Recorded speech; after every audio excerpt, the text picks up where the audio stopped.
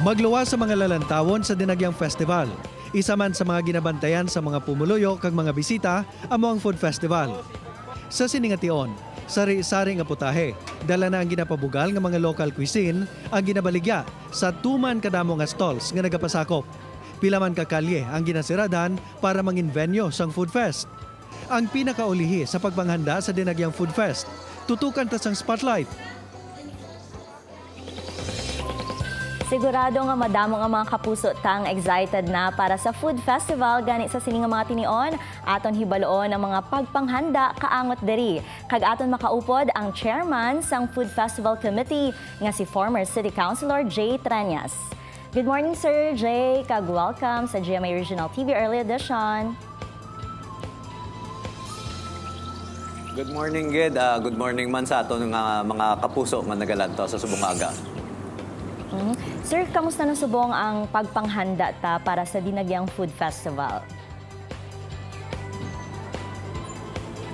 Well, sa subong, no, ara na kita sa final leg sa atong pagpreparar. Nag-schedule na kita sa mga closure of roads. Ara naman ang aton nga mga food festival organizers ready na ang ilang mga assigned streets, no, para sa aton nga biggest ang aton nga ginapreparar nga biggest food festival kaupod man sa aton nga Dinagyang Music and Arts Festival. Around mga pila ang gina-expectar ta sir nga magapasakop sa food festival kag diin ini sila nga parte sang syudad magaplastar. Para sa aton nga food festival sa downtown, may ara kita sa Solis Street, kabilugan sa Solis Street. Ara kita sa East North, sa may halin sa Chinese Arc, pakadto ina siya sa may China Bank. May ara man kita sa Delgado Street, kag sa Valeria, diretso ina Valeria Whaler, pakadto sa Merrimark. And ang aton bago nga ginadugang ara sa Bonifacio Drive, amo ini siya nga atong nga dry goods nga area.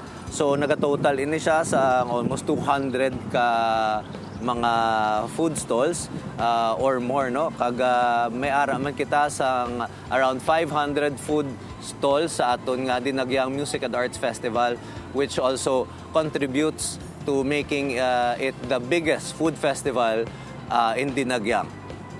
Sir, basta gani nagadagsa ang pumuluyo, no? Ang basura ang isa man sa nagakuha sa aton atensyon. Paano naton sir nga mapasiguro nga may maintain ang katinlo sa mga venues ng aton food fest? Thank you gid sa pamangkot nga na, no. Ang ginasigurado naton of course kay hindi man tanan nga mga gakadto sa aton Dinagyang mga taga-syudad sang Iloilo. So may ara kita sang aton nga mga posters nga ginabutang sa aton mga food stalls around of course Iloilo City about the no littering ordinance, especially also ang aton nga no smoking ordinance, because Iloilo remains a smoke-free city and gusto gid naton ipabalo sa tanan nga Iloilo will always be a smoke-free city. And sa ato naman nga anti-littering, dako man ina nga factor because cigarette butts is a huge contributing factor sa mga gamay-gamay nga mga basura nga nagakalat. So ara man dira ang ICAST, and may ara kita sang technical working group nga naga-closely coordinate kita para magalibot ini sila sa aton nga mga assigned streets during food festival kag para masaway, and provide man kita sang enough nga mga trash cans.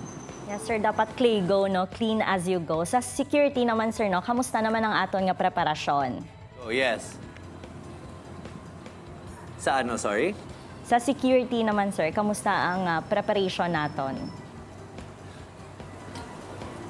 Yes, sa security naton, since there will be no signal blackout, no, nag-double time ang atong nga PNP, closely kita nag-coordinate sa PNP and PSTMO para may ara kita police visibility, may ara kita sa aton nga mga stations nga ginahatag sa aton nga PNP, and to assure nga may ara man sang mga checkpoint area sa mga entrances para ma-check ang mga gamit nga wala sa mga sharp objects nga magasulod sa atong nga food festival area or anywhere within sa atong festival grounds.